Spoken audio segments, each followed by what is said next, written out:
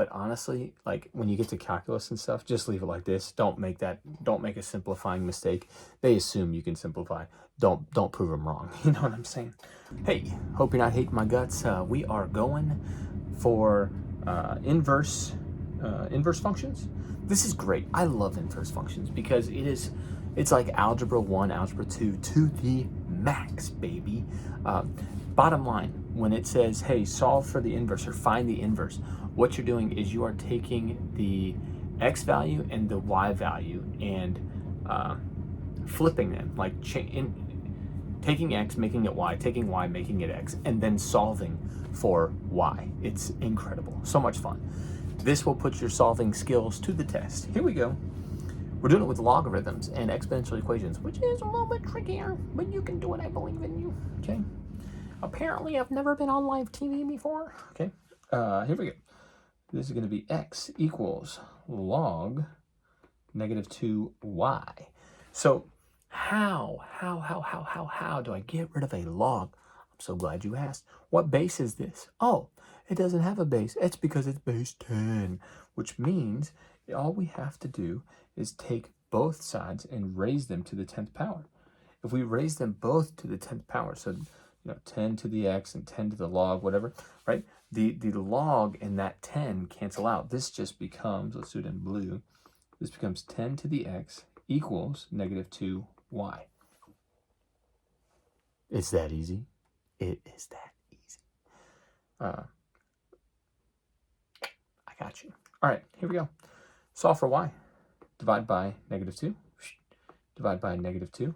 And our answer is, in this case, y equals, what does y equal?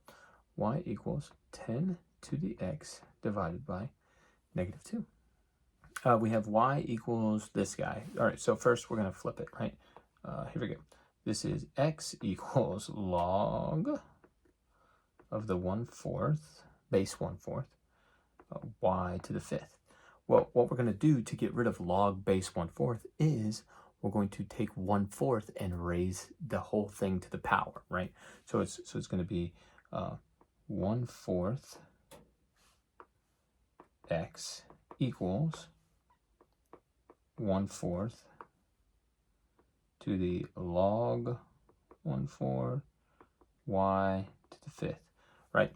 What that does is this takes this 1/4 and this log 1/4 and it cancels it out and brings that y to the 5th down. So what I really have now is 1/4 x equals, whoopsie daisy, equals y to the 5th. Now I can solve for y, right? So this guy, let's do this because that's going to be confusing. That 1/4, that x is being raised to both, okay? So what do? How do I get y all by himself?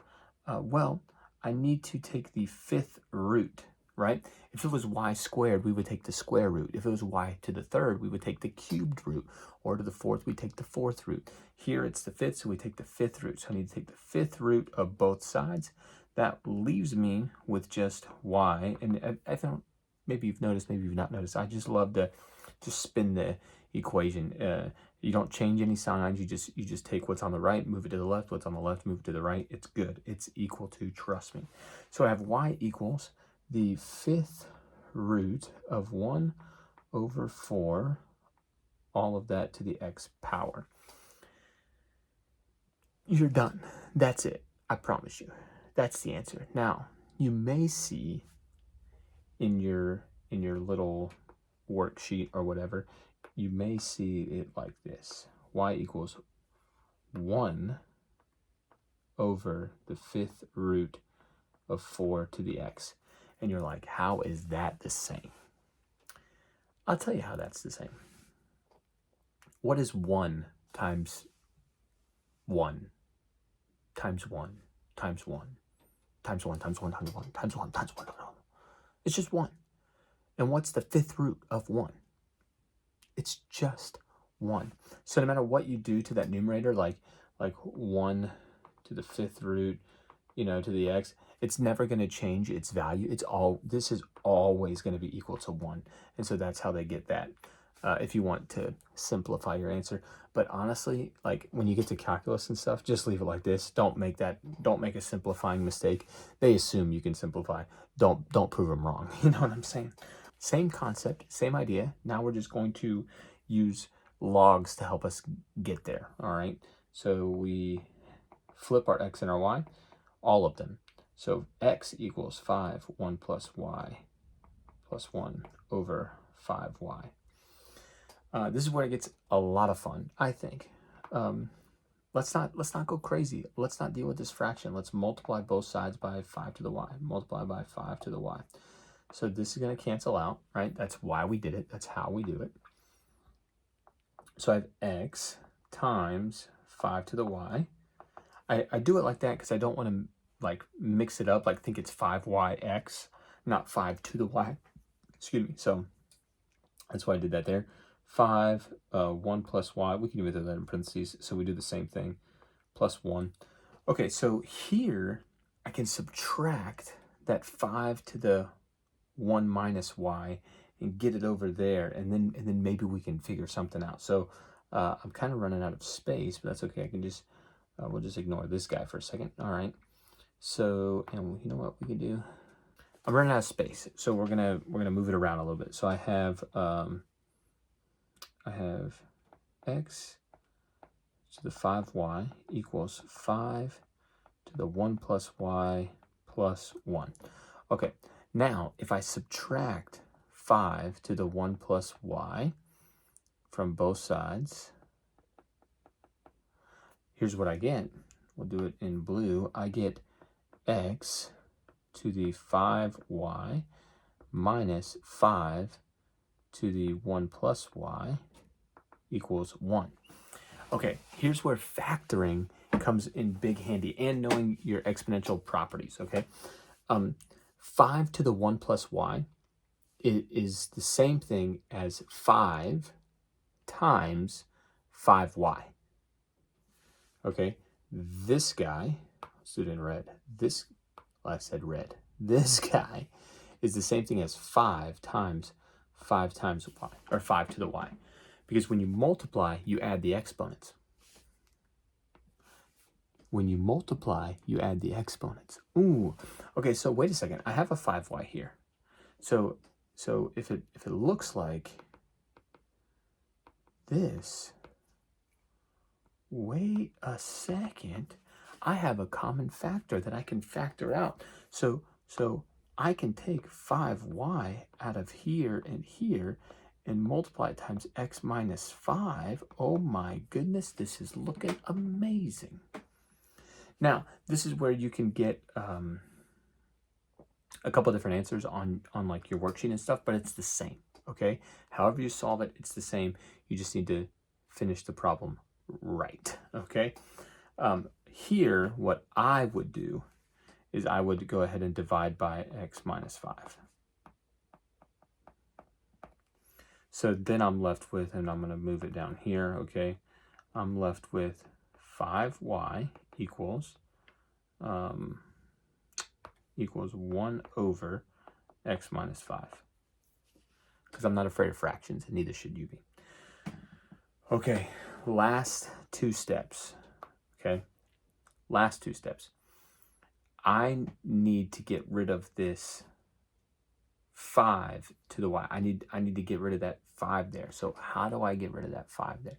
Well, the only way to get rid of our 5 right here is to take a log. And so what I'm going to do is I'm going to do log to the 5th power of 5y equals log to the 5th power of 1 over x minus 5. What this does is this cancels out, too far, cancels out my log 5, so I'm left with y equals log base 5, 1 over x minus 5. Okay, on your answer, like on this particular CUDA software sheet, the answer was actually y equals log 1 over 5 x minus 5. I'll just erase it. Instead of dividing like this, they divided like this. Woo, baby. Rewind. They divided like this. They did divided by 5y. So then they had x minus 5 equals 1 over 5 to the y.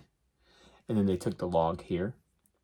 So then they had to do log 1 over 5 to 1 over 5 to the y, so that that would cancel, which meant that this was log 1 over 5. X minus 5 equals y. That's all they did different. It's the same thing, and it comes to the same answer. Here we go. This is the one we're going for. Thankfully, it's much simpler. Here we go. Let's do it up here, though. So we have x equals 5 to the y minus 8. Let's add 8 to both sides. Add 8, add 8. We have x plus 8 equals 5y. Now we just need to log 5 both sides. So we're gonna log 5 this guy, and we're gonna log 5 this guy. So this becomes log base 5 of x plus 8. And this just becomes y, because this log of 5 cancels out that base. And you're done. You're welcome. Hope you enjoyed your logs a little bit more. Hanging out with me. I'll catch you next time. Great job. Hey, feel free to drop comments or questions in the chat. I want to know what you're trying to solve.